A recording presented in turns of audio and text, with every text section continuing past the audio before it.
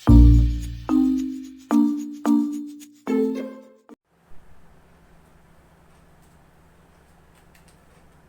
जाते हैं हम लोग आज स्केटरी स्ट्रक्चर के बारे में पढ़ेंगे। उसमें सबसे पहले स्केटरी स्ट्रक्चर हम लोग देखेंगे इनवर्टिब्रेट्स में।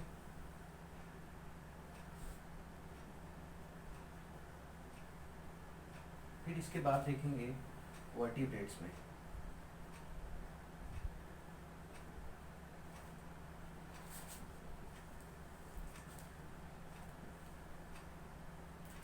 इनवर्टिब्रेट में सिंपल ट्यूबुलर स्ट्रक्चर होगा, जबकि वर्टिब्रेट में कॉम्प्लेक्स ट्यूबुलर स्ट्रक्चर होगा। जैसे अगर बात करें लाइक किडनी, यानी कि वर्टिब्रेट में स्केटरी जो स्ट्रक्चर होता है वो किडनी होता है, जबकि इनवर्टिब्रेट की बात करते हैं तो इसमें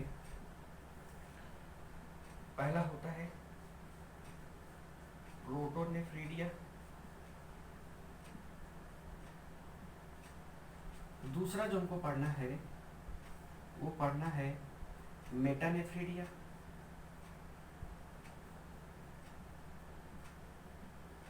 तीसरा जो देखना है हमको वो देखना है मैल्फिगियन ट्यूब्यूल। फिर लास्ट इसमें जो देखना है वो देखना है ग्रीन ग्लैंड या एंटीनल ग्लैंड। यानी कि इनवर्टिब्रेट में हमारे पास टोटल जो स्ट्रक्चर होंगे वो होंगे प्रोटोनेफ्रिडिया, मेटानेफ्रिडिया, मैल्फिगियन ट्यूब्यूल और ग्रीन ग्लैंड। वर्टिब्रेट में केवल एक स्ट्रक्चर होगा, उसका नाम होगा किडनी। यहाँ पर ये सिंपल ट्यूबुलर स्ट्रक्चर रखेंगे, वो कॉम्प्लेक्स ट्यूबुलर स्ट्रक्चर रखेंगे। अब देखते हैं यहाँ पर जो प्रोटोनेफ्रिडिया हुआ करता है उसमें जो फ्लेम सेल पाई जाती है, या फिर हम बोल सकते हैं दूसरी सेल पाई जाती है जिसका नाम होता है सोलिनोसाइट। ये सिलिएटेड जो मेंबर होते हैं उनमें पाई जाती है, ये फ्लैजिलेटेड मेंबर होते हैं उनमें पाई जाती है। अगर हम लोग बात करते हैं एग्जाम्पल की बात करते हैं तो इसमें जो एग्जाम्पल आता है वो पहला एग्जाम्पल आएगा प्लेटिहेल्मिंथेज का,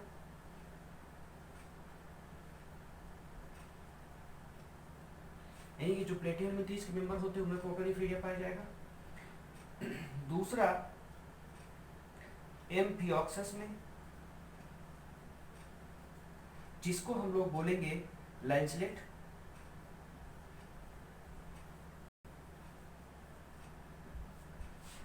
इसके बारे में हमें पता होना चाहिए कि जिसका फाइलम होता है कॉर्डेटा होता है, यानी कॉर्डेटा का मेंबर होगा। और अगर सब फाइलम की बात करते हैं तो उसमें ये सिफाइलो कॉर्डेट्स में आता है। ये क्यों लिखा जा रहा है इसको देखते हैं थोड़ा सा। पहली बात, ये इनवर्टिब्रेट जो होता है उसमें प्रोटोनेफ्रिडिया पाया जाता है, जबकि यहाँ पर एक कॉर्डेट्स है, सिफेलो कॉर्डेट्स है, जिसमें ये पाया जाता है प्रोटोनेफ्रिडिया। तो एक एक्सेप्शनल बिहेवियर है, जो चीज उधर पाई जानी चाहिए थी एग्जाम्पल के तौर पर, लेकिन वो इधर पाई जा रही है, तो ये आपके लिए बहुत इंपॉर्टेंट हो जाता है, इसको याद रखिएगा। दूसरा आ जाता है मेटानेफ्रिडिया। जो मेटानेफ्रिडिया हुआ करता है वो पाया जाता है, उसका एग्जाम्पल जो होता है एनेलिड्स,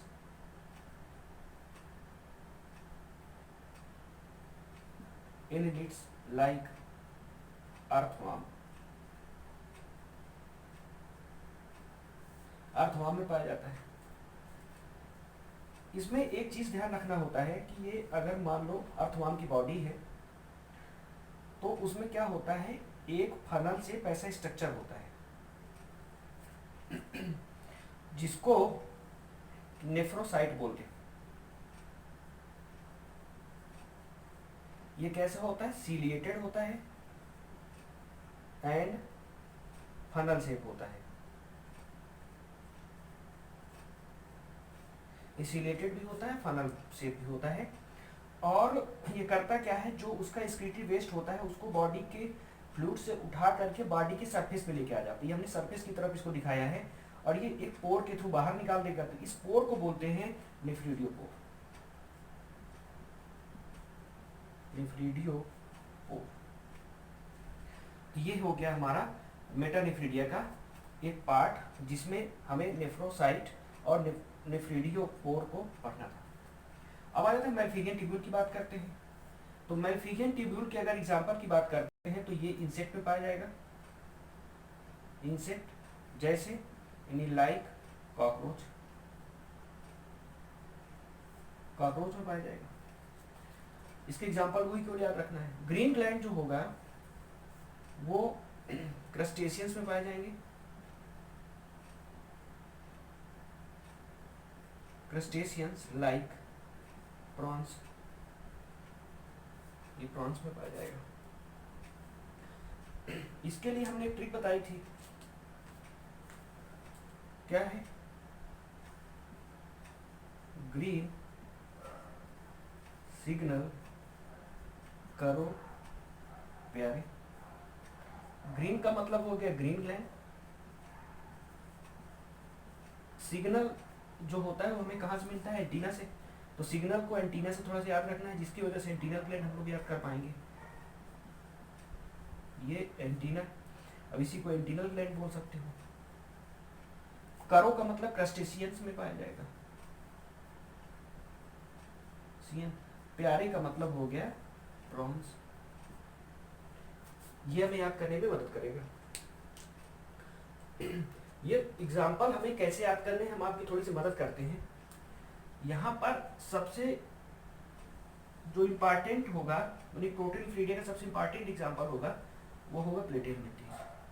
अब प्लेटिहेलमिंथेस को हमें याद करने के लिए प्रोटोनेफ्रिडिया से पी और प्लेटिहेलमिंथेस से पी, ये याद रखना जरूरी है। फिर एक एक्सेप्शनल के तौर पे ये ध्यान रखना है हमेशा कि इनवर्टिब्रेट के एक्सक्रीटरी स्ट्रक्चर का जो एग्जांपल होता है, एक आगे का यानी कॉर्डेट का आके यहाँ बैठ जाता है, सबसे शुरू वाले में आ जाता है। तो उधर होना चाहिए सबसे, लेकिन कहाँ आ जाता है? सबसे पहले आ जाता है। कौन? एम्फिऑक्सस। और हमने बताया था एबीसी लॉन्च, इसकी ट्रिक बताई थी। खैर अब इसको याद करते हैं पहले। ये जो पी से प्रोटोनेफ्रिडिया, पी से प्लेटिहेलमिंथेस। अच्छा, प्लेटिहेलमिंथेस हम बताते हैं तो एक बार बोला करते हैं, प्लेटी का मतलब होता है प्लेट, जिसे फ्लैट बॉडी भी बोल देते हैं, टिकर बोलते हैं इसको। तो ये प्लेटी का मतलब हो गया प्लेट, यानी फ्लैट, फ्लैट वार्म भी बोल देते हैं इसको। और उस पे हमने बताया थे फ्लेम, यानी कि कोई जैसे दीपक जलाते हैं तो वैसे ही कोई एक प्लेट है, उस प्लेट में क्या है? कोई दीपक जलाया गया है, तो ऐसे फ्लेम है। और सोलिनोसाइड को भी हमने बताया था, सोलर मतलब आग, यानी कि यहाँ पर ये आग सोलर सोलिनोसाइड से, इसको सोलेसी फ्लेमलिंग भी हमने ये ट्रिक यूज की थी। अब फ्लेम से आग, यानी एक प्लेट में एक आग रखी हुई है।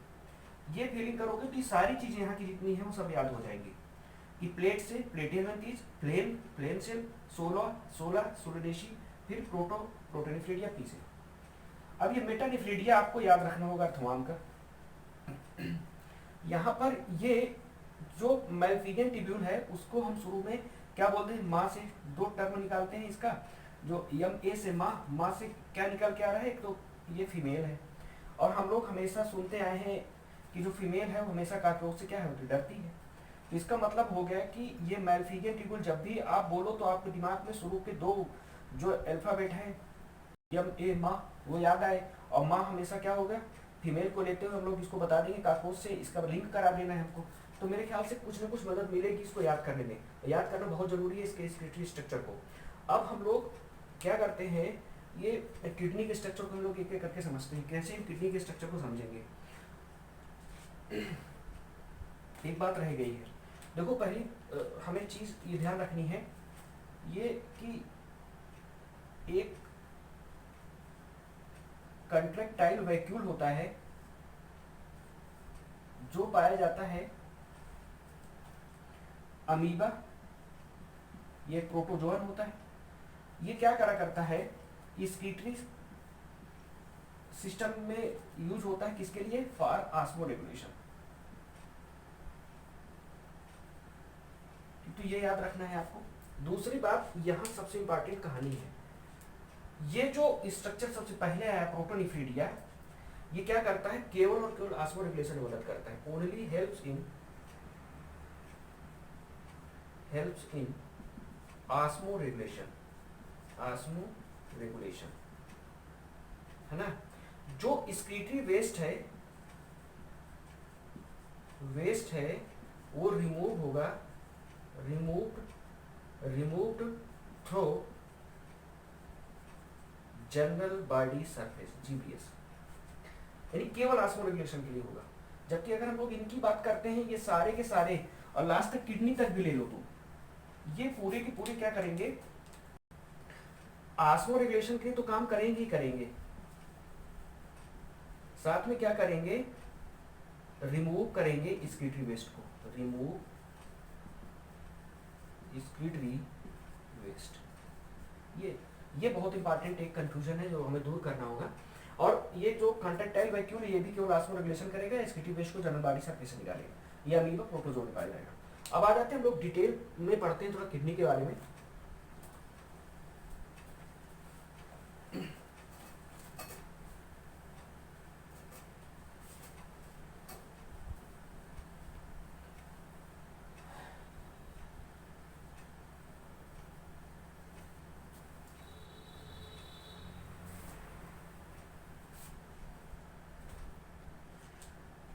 किडनी के स्ट्रक्चर को बनाना पड़ेगा पहले हमें, लेकिन किडनी के स्ट्रक्चर को बनाने के पहले एक छोटा सा एक किडनी के स्ट्रक्चर बना के हम कुछ बातें बताना चाहते हैं।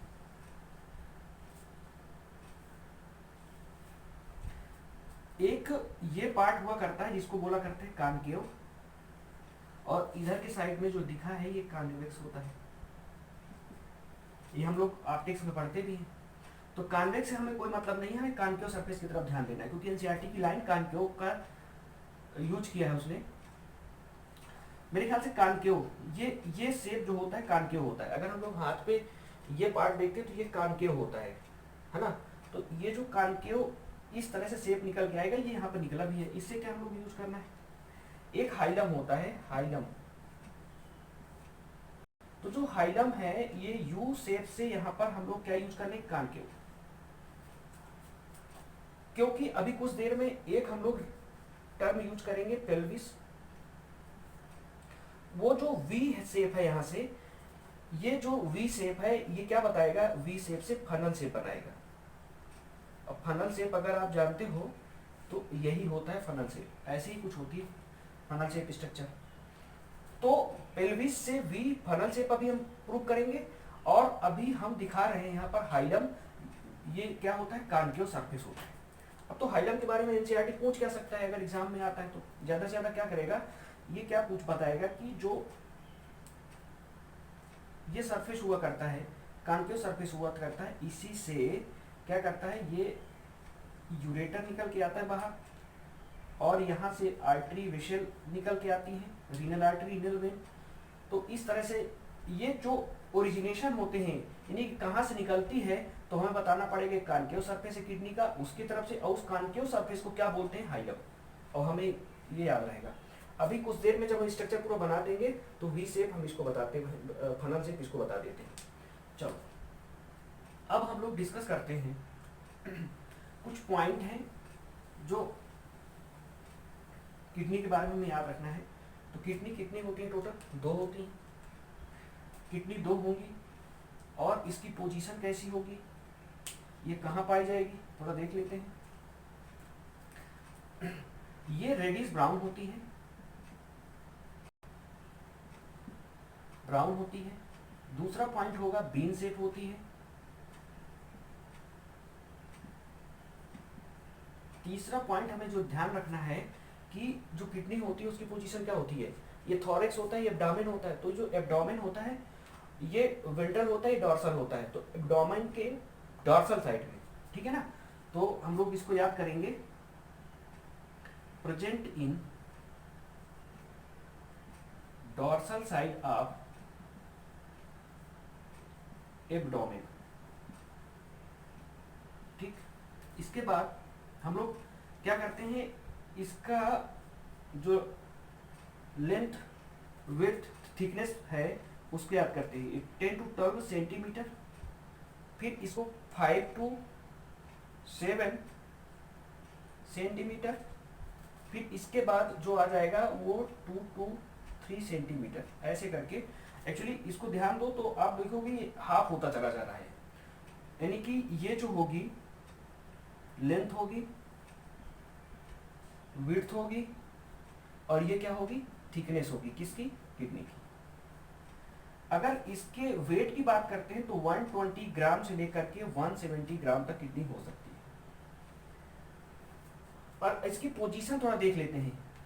तो पोजीशन जो हमें याद करना है वो याद करना है, देखिए वर्टिब्री जब याद कराते हैं तो ट्रिक बताया करते हैं CTLSC, और हम इसको बताते हैं 712 511।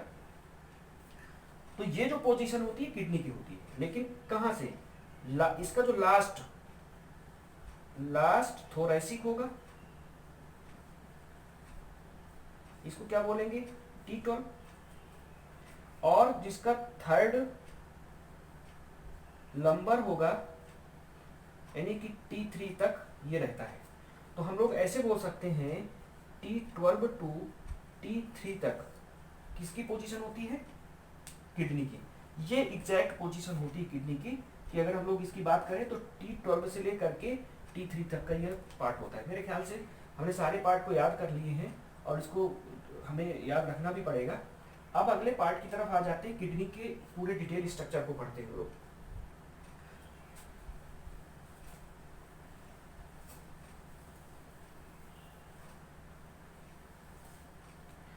अगर किडनी के डिटेल स्ट्रक्चर को देखते हैं तो बीन शेप अभी हमने देखा था, तो इसके थोड़ा बीन शेप के स्ट्रक्चर को हम बनाते हैं यहाँ पर।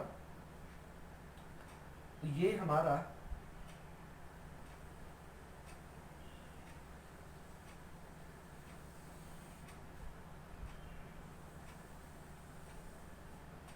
किडनी का स्ट्रक्चर है, और इसको जो हम लोग बोलेंगे ऊपर टफ एक रीनल कैप्सूल है, कवरिंग होगी, ये कैसी होगी, टफ होगी। फिर इसके बाद अगर हम लोग बात करते हैं तो अभी हमने इसको तो पढ़ा ही था, इस रीजन को क्या बोलते हैं, हाइलम बोलते हैं। अब देखते हैं किडनी जो होती है वो दो पार्ट में डिवाइड होती है, आउटर कार्टेक्स, इनर मेडुला। यानी मिड में जो रहेगा वो मेडुला होगा। अब मेडुला जो रहता है वो पिरामिड के रूप में रहता है, ऐसे करके ये पिरामिड हुआ करते हैं, ये टुकड़ों में रहते हैं। तो इस तरह से ये हमें यहाँ पर ये पिरामिड होंगे, ऐसी इनकी पोजीशन होगी।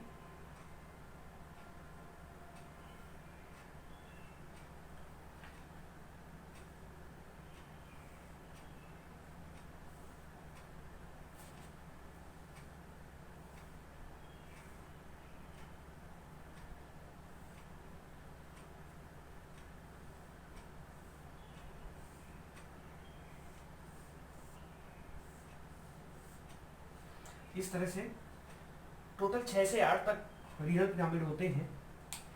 फिर ये पिरामिड जो होंगे वो मेडुला रीजन में होंगे, एक्चुअली इसीलिए इनको बोलते हैं मेडुलरी पिरामिड। इनको क्या बोलेंगे, मेडुलरी पिरामिड।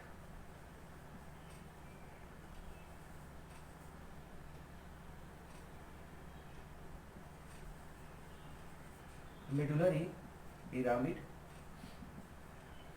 मेडुला रीजन में होंगे। अब क्या होता है, जो कॉर्टेक्स रीजन होता है, ये आउटर होता है कॉर्टेक्स, इनर जो हो गया है मेडुलरी पिरामिड में मेडुला रहेगा। ये कॉर्टेक्स का कुछ पार्ट आके इनके बीच में क्या करता है, इंसर्ट कर जाता है ऐसे, यानी कि पाया जाएगा ये इस तरह से। ये हम लोग इसको देख सकते हैं, यानी कि ये जो रीजन हमने देखा इसको अब पूरे कॉर्टेक्स रीजन हम दिखा देते हैं।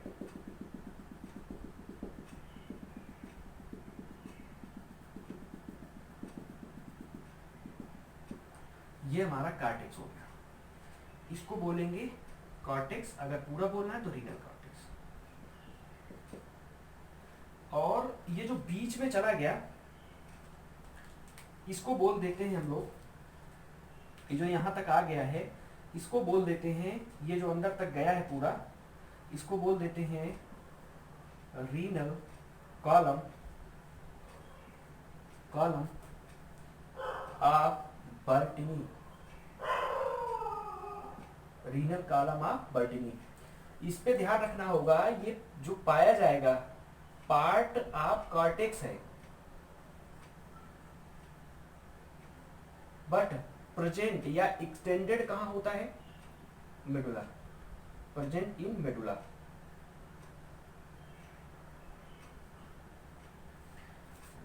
फिर इसके बाद आगे हम लोग देखते हैं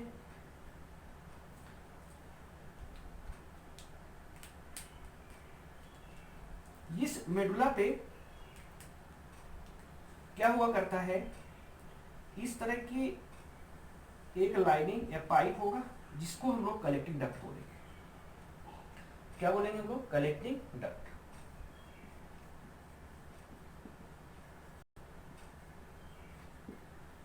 अभी क्या करता है कलेक्टिंग डक्ट, अपने से ढेर सारे नेफ्रॉन को जोड़े रहता है। नेफ्रॉन के बारे में हम लोग अगले वीडियो में इसको देखेंगे। अभी जो नेफ्रॉन हुआ करते हैं अपने आप को अरेंज रखते हैं दो तरीके से, या तो ये हमने ये नेफ्रॉन बनाया है, या तो ये नेफ्रॉन केवल कॉर्टेक्स यानी आउटर साइड में रहेगा, या तो नेफ्रॉन क्या रहेगा अपने आप को मेडुला रीजन से होते हुए और बाहर की तरफ ले आएगा, यानी कि मेडुला में पाया जाएगा। यानी कि जो मेडुला रीजन में पाया जाएगा उसको बोलेंगे हेनले लूप। अब थोड़ा सा कुछ देर के लिए हम लोग इस पूरे डिटेल स्ट्रक्चर को अलग से बनाकर देखते हैं। यहां पर हमने ये देखा,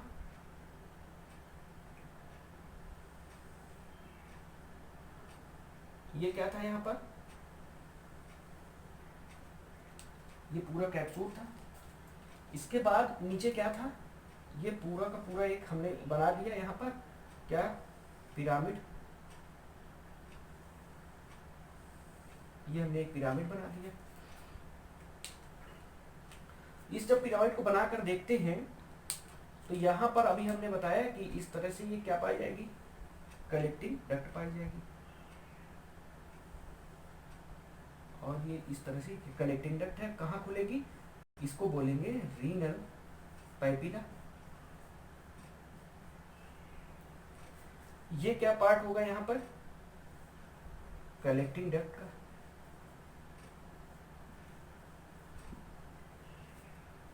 अच्छा, कलेक्टिंग डक्ट जब तक अपने पास नेफ्रॉन को रखेगी जब तक कलेक्टिंग डक्ट कहेगी, लास्ट में ये जो लास्ट कलेक्टिंग डक्ट पार्ट होता है उसको बोलते हैं डक्ट ऑफ बेलेनी, डक्ट ऑफ बेलेनी। अब आ जाते हैं यहां पर जो पाया जाएगा नेफ्रॉन, वो हमने बोला था ढेर सारे पाए जाएंगे, और दो तरह के हमें यहां देखने हैं। पहले एक ऐसा होगा जिसको हमने इधर कार्टिकल वाला बनाया था,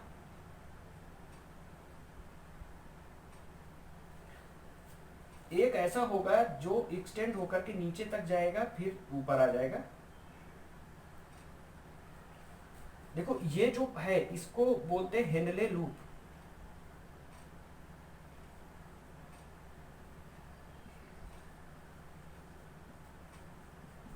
और ये जो अंदर गया वो भी क्या होगा, हेनले लूप।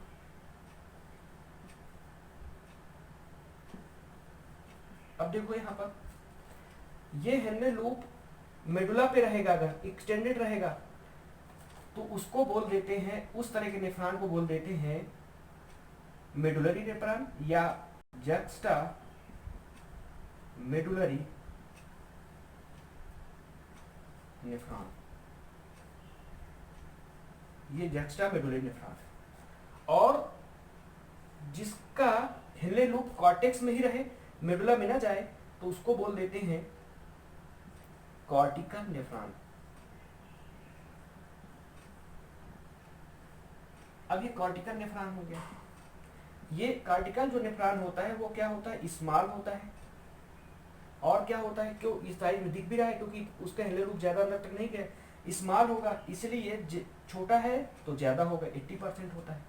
ये क्या होगा, ये लार्ज होता है, बड़ा होता है, और कितने परसेंट होता है, 20% होगा बचा हुआ। एक बात और यहाँ पर ध्यान देनी है, ये जब हेले लूप हम लोग पढ़ेंगे इसके बारे में तो एक बात और पढ़ेंगे, इसी के पैरेलल एक वासा रेक्टा चलती है, कैपिलरी होती है, ब्लड कैपिलरी होती है, वो चलती है, जिसको हम लोग क्या बोलेंगे, ये वासा रेक्टा बोलेंगे। ये कैसे काम करती है बाद में सीखेंगे हम लोग, वासा रेक्टा। ये क्या होता है ये वासा रेक्टा ज्यादा कहाँ पर होगी, मोस्ट प्रोमिनेंट कहाँ पर होगी, हेनले लूप के साथ बड़ी होगी, यानी कि जितना ज्यादा हेनले लूप बड़ा होगा उतना ज्यादा वासा रेक्टा होगी। तो इसमें ये बात बहुत इंपॉर्टेंट, इसको ध्यान देना है, मेडुलरी इसमें क्या होगा, वासा रेक्टा रेक्टा लार्जर होगी, और यहां पर अगर हम लोग बात करते हैं तो वासा रेक्टा क्या होगी, या तो अपसेंट होगी या फिर स्मॉल साइज की होगी।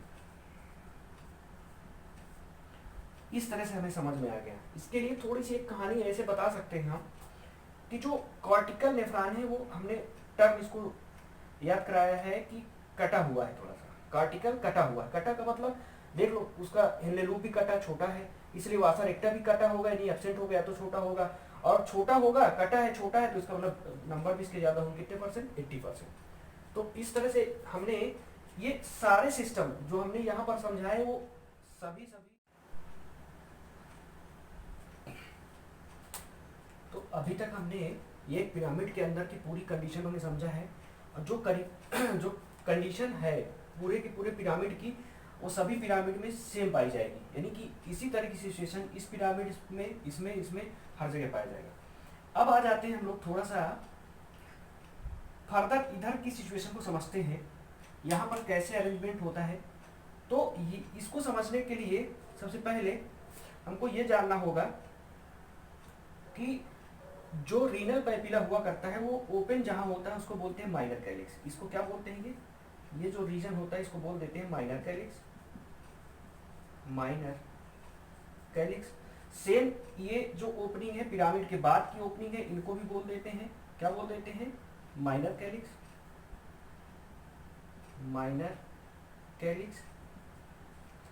फिर इसके बाद क्या होता है, अरेंजमेंट एक थोड़ा देखना है ऐसे करके, ये क्या होता है, इस तरह से ये सिचुएशन होती है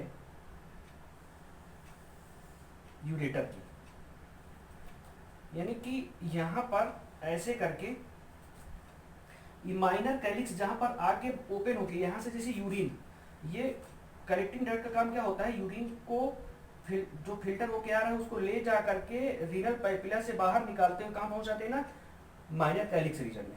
यानी कि माइनर कैलिक्स रीजन में यूरिन आ रहा है, अब जाके सारे माइनर कैलिक्स के यूरिन कहां पर जाके मिलेंगे, एक मेजर कैलिक्स में, यानी कि ये वाला पार्ट जो कहलाता है, यानी कि जब माइनर को मिला के बनता है तो उसको बोलते हैं मेजर कैलिक्स।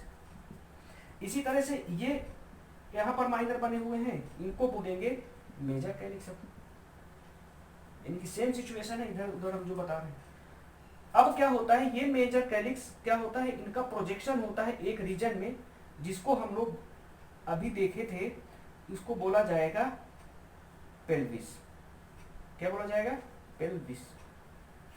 अब ये पेल्विस के बारे में अभी हमने बताया था, वी से हमने क्या बताया था, फनल से बताया था, रखने को बोला था।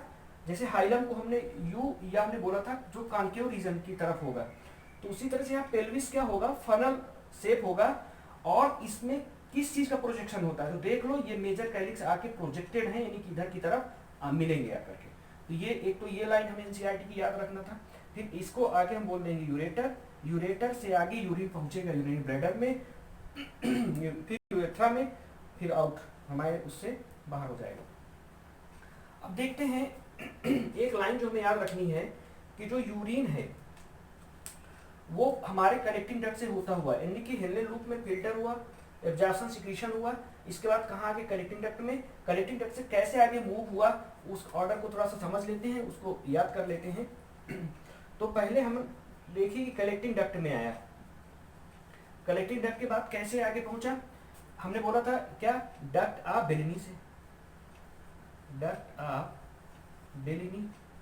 फिर कहाँ पहुंचा, रीनल पैपिला में, रीनल पैपिला। फिर कहाँ पहुंचा, ये हमने बताया क्या, माइनर कैलिक्स, माइनर कैलिक्स। फिर इसके बाद क्या होगा, मेजर कैलिक्स होगा। मेजर कैलिक्स के बाद कहाँ पहुंचेगा, पेल्विस रीजन में। और पेल्विस के बाद कहाँ पहुंचेगा, यूरेटर में। यूरेटर से कहाँ पहुंच जाएगा, यूरिनरी ब्लैडर में। इस तरह से हम लोग आगे कंटिन्यू यूरेथ्रम पहुंचा देंगे और ये हमारा हो गया। अब देखना यहाँ पर दो चीजें हैं, डक्ट ऑफ बेलिनी और रीनल पैपिला। ये एनसीईआरटी टर्म यूज नहीं किया है, ठीक है ना, लेकिन हम लोग अपना इसको याद कर सकते हैं। मेरे ख्याल से सारी चीजें हमने पढ़ ली है, इसको अच्छे से रिवाइज करते हैं। और फिर इसके बाद हिनले लूप को, हिनले लूप का जो पार्ट है यानी कि नेफ्रॉन का जो पार्ट है, हम लोग नेक्स्ट वीडियो में इसको डिस्कस करेंगे। ठीक है, थैंक यू।